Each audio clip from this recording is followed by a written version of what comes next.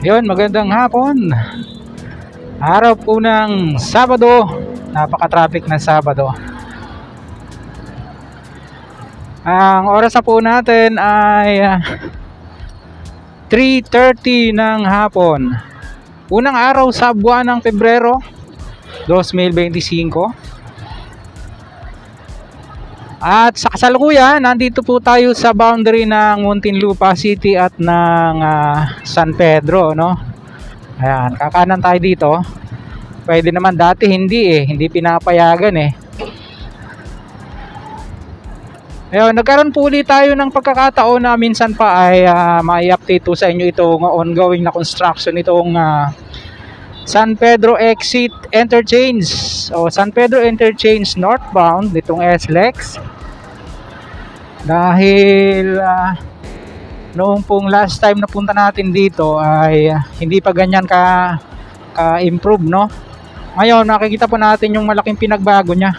At maaari sooner or later po mga kabayan na ito po ay bubuksan na sa publiko, no? Napakalaking tulong po kasi sana niyan. Ito na po yung Alaska Milk Corporation nasa ating left side. At ito yatang nasa right side natin ay warehouse ito, no? Doon lang naman sa Maharlika Highway traffic. Oo, pero pagdating dito napakaluwag na, oh.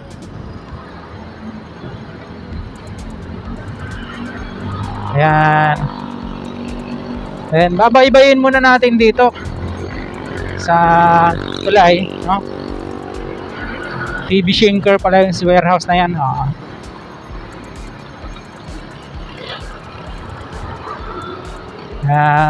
Ito na po yun mga kabayan. Yan, papunta doon. Hindi natin alam kung yan ay entry lang papunta ng northbound, no? Yung sandali lang. Ayan, no? May mga markings na siya. Yung ETC 567. 567.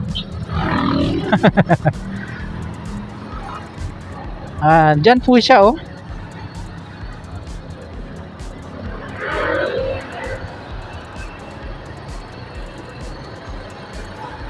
Then tatawid dito sa South Luzon Expressway. Meron po tayong nabasa kasi dun sa Laguna Opinion, ano. Kaya parang napilitan po ata na magbigay ng timeline itong DPWH dito nga dahil na pressure sila nung isang congresswoman at sementado na, oh. Oo. Na pressure sila nung isang congresswoman dito sa Laguna, no. Pero hindi naman yun ang final, tila ang final, no. At sa ating pong pagkakaalam, parang ang halaga ng infrastructure project na ito ay nasa 140 million pesos, no. So hahanap lang tayo dito ng pwedeng pag-take off ng ating drone. Ito na po yung Monarch Cat sa kaliwa. Mga tindahan siya ng mga heavy equipment, heavy machines. Hanap tayo dito ng pwedeng kuhanan ng aerial shot.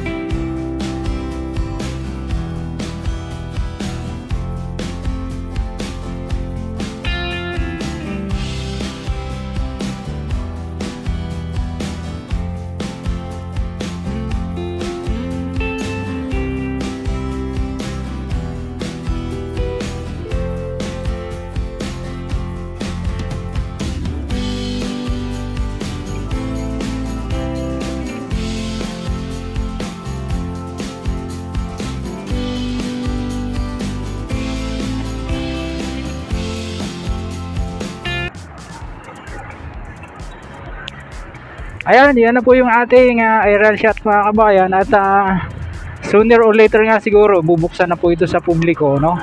Kasi nakita natin yung